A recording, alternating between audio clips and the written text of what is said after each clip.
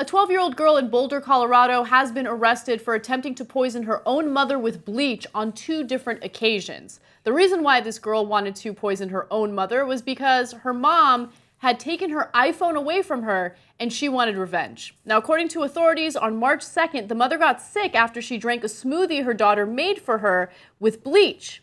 The mother said she detected an odor of bleach and assumed her daughter hadn't cleaned the glass properly prior to concocting the drink. Later on, she apparently attempted to put bleach into her mother's water, and at that point her mom was like, yo, you're trying to kill me.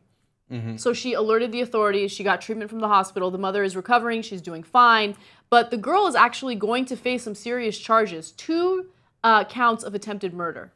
Well, that's what it is, so that's why she should face them. This is really scary, man. It is scary. For anybody who's got young kids, you know how addicted they get to iPads, right? iPads, iPhones, whatever it might be. And I know even with my kids, man, you try to take that stuff away and they look at you like, don't make me go get the bleach, right? Yeah. I mean, I know it's a serious story, but like they lose their temper once you take it away and all the signs of addiction. So we're trying to bring it down. And I know a lot of parents these days are wrestling with how much is too much? Should you take it away entirely? Ben says they don't let their 2-year-old watch any screens, including television, right? Ever.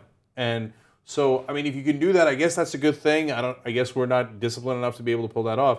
But obviously, this is the worst case scenario. This is not going to happen in every case. Hopefully, it almost never happens, right? Mm-hmm. It did happen in this case, but it is more symbolic of what's happening on a smaller scale, where these are causing a lot of issues inside families. Absolutely. And parenting is hard enough, but now there's that extra layer of technology and trying to determine how much technology is too much, whether or not the technology is a necessity, because in some cases it is a necessity. So if we're talking about someone who's prepubescent or someone who's a teenager, they're going to school, parents obviously want to have some communication with them, some contact with them. It's a necessity in that regard. But at the same time, that technology could be used for bad things as well. The first time I got a cell phone, I was 18, I think, 17 or 18.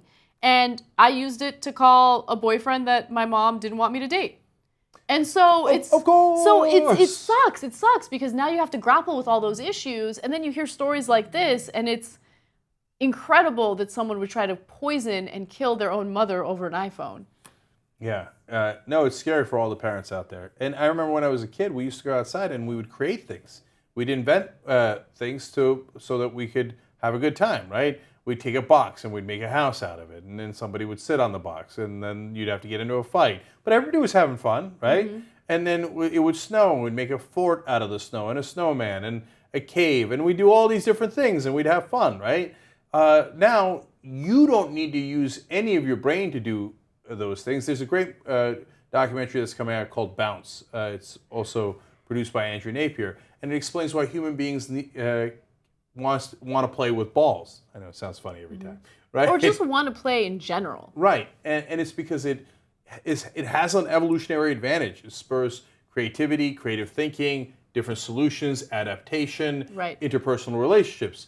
And all of that is missing from an iPhone or an iPad as you just look at it, right? You're not doing anything. You're not an active participant in it. It's so true, and I'm seeing this more and more, where you'll go to a place like a restaurant and couples will make dinner reservations and they don't talk to one another. They're sitting across from one another and the entire time they're on their phone.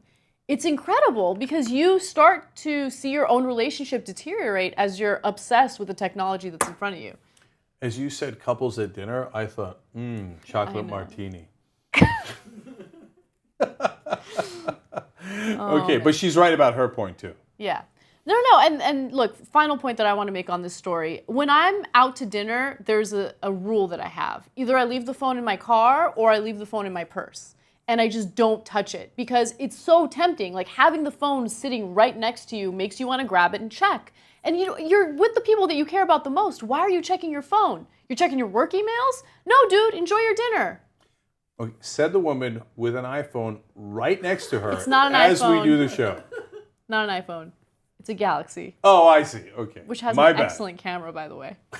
Just saying. Anyway, I know, but I'm not checking it. No, just during the breaks. Of course. What are we what gonna? else would I do? Are we gonna? Would we talk, communicate about the show during the breaks? What's Okay, wrong all with you? right. We'll communicate then. We'll communicate then. No. I don't care. I don't care.